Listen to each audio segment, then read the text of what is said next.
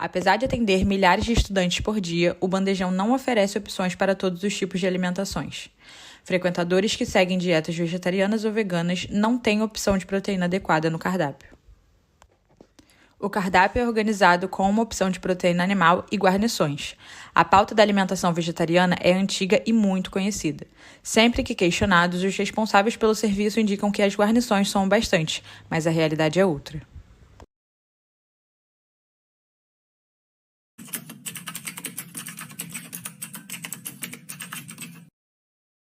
Eu sou vegetariana desde que eu entrei aqui na UF, já faz 3 anos. Eu comi razoavelmente bastante assim no bandejão. Eu acho que assim, não tem muita variedade para quem é vegetariano ou vegano, né? Arroz e feijão é vegetariano e vegano. As saladas, ou quando tem legumes cozidos, isso também é vegetariano. A questão é mais a proteína mesmo, assim, arroz e feijão tem proteína. Mas a proteína que, tem a carne, para quem come carne, não tem uma opção vegetariana ou vegana, né? Eu não sou muito a favor de, futuro burger, essas coisas assim, não gosto muito. E até eu acho uma dificuldade que seria simplesmente resolvida. Grãos tem proteína, feijão é um grão, claro, mas assim, grão de bico, ervilha, não é grão, mas quinoa também. Então, acho que essa dificuldade de não ter mais legumes mesmo, sabe? Porque mesmo se arroz e feijão for o suficiente de proteína, eu sinto que falta mais salada, mais legumes, para que a gente possa ter mais variedade, mais cor ali no prato que a gente se alimenta.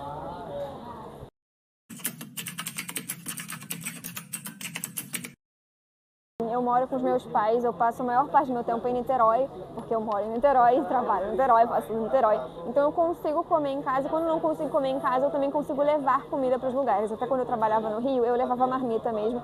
Então, assim, cozinhava minha comida ou pegava alguma coisa que tinha em casa e levava. Não era tão difícil para mim, mas eu sei que isso não é a realidade da maioria das pessoas que moram sozinhas ou que não tem como cozinhar em casa. O preço do bandejão é muito acessível, então não ter o acesso ao preço acessível, porque não tem opção lá, é um problema para a maioria das pessoas. Então eu sei que a minha realidade é um pouco diferente nesse sentido. A nutricionista Laís Gouveia explica a importância da proteína na dieta vegetariana.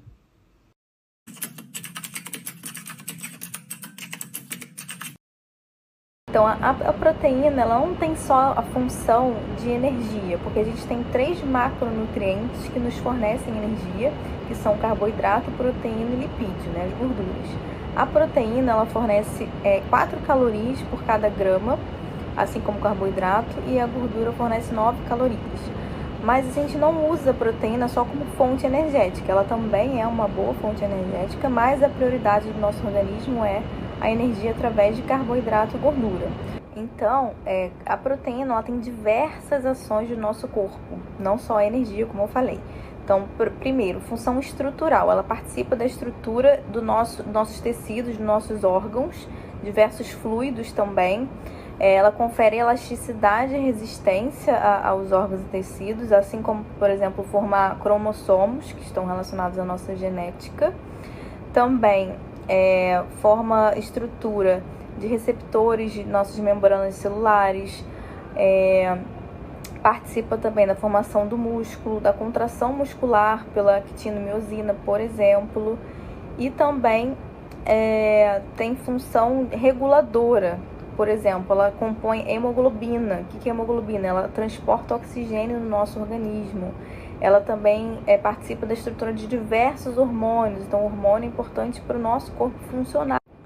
Participa, por exemplo, da formação da albumina, que ela transporta várias substâncias do nosso organismo, por exemplo, alguns medicamentos. Então, também sucos digestivos, né? A nossa digestão depende de proteína. E enzimas, ela forma diversas enzimas. Então, enzimas são cofatores que participam de todo o nosso metabolismo. Então, para a gente ter um funcionamento adequado, a gente precisa de proteína. Além disso, também forma anticorpos, forma barreira física do nosso organismo, por exemplo, o muco. Então, ela participa da nossa imunidade. Então, se a gente não tem proteína suficiente para produzir essas substâncias, a gente vai ficar doente mais fácil, por exemplo. Além disso, as proteínas também participam no equilíbrio do pH do nosso organismo. Então, essa refeição, quando tem uma proteína, a gente fica mais saciado. Então, isso ajuda a controlar a nossa fome e manter um peso saudável também.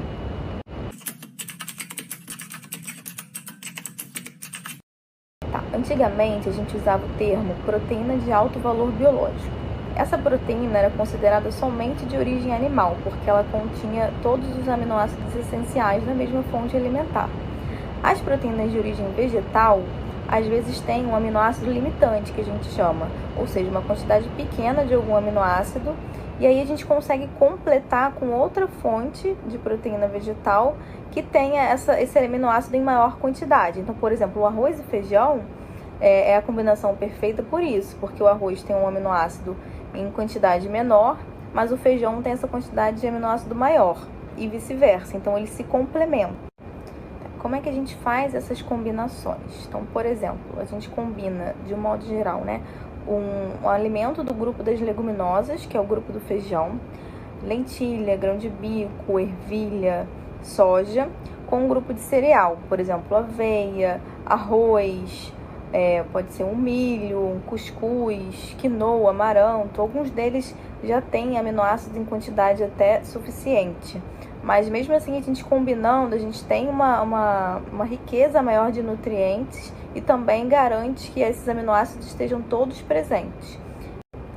Então, por exemplo, no bandejão a gente tem um arroz e feijão, que seria essa combinação de proteína vegana completa. Mas como é que a gente pode incluir mais fontes, né, de proteína vegana? Por exemplo, dando mais uma opção de lentilha ou grão de bico, fazer algum bolinho, algum hambúrguer de lentilha, por exemplo, um quibe de quinoa com grão de bico, alguma preparação com aveia, com chia. Então, hoje em dia a gente tem várias receitas com proteína vegana, não só a soja, mas também com a lentilha, com grão de bico, com a ervilha, que dá pra gente fazer uma preparação bonita, gostosa e nutritiva.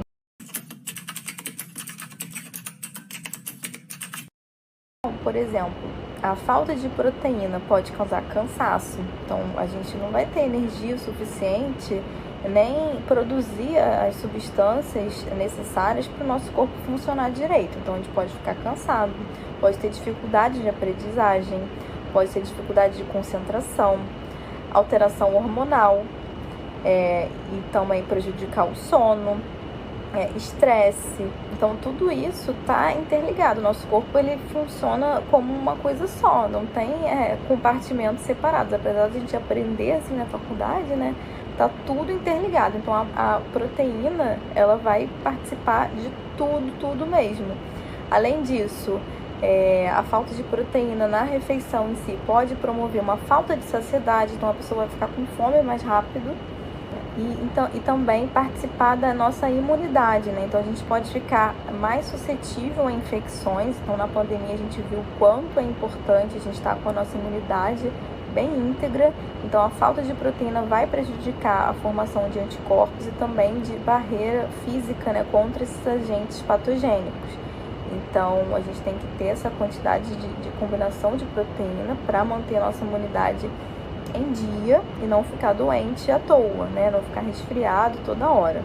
Lógico que eu tô falando só da proteína, mas existem vários outros nutrientes também que participam da nossa imunidade e também do nosso funcionamento do corpo, né? Vitaminas e minerais são fundamentais para isso, tá? Mas o foco aqui é a proteína, então eu tô falando só da proteína. O atraso do bandejão da UF na inclusão de opções de proteína vegetariana escancara o descaso com diversos alunos que dependem dele para se alimentar durante a semana. Isso faz falta.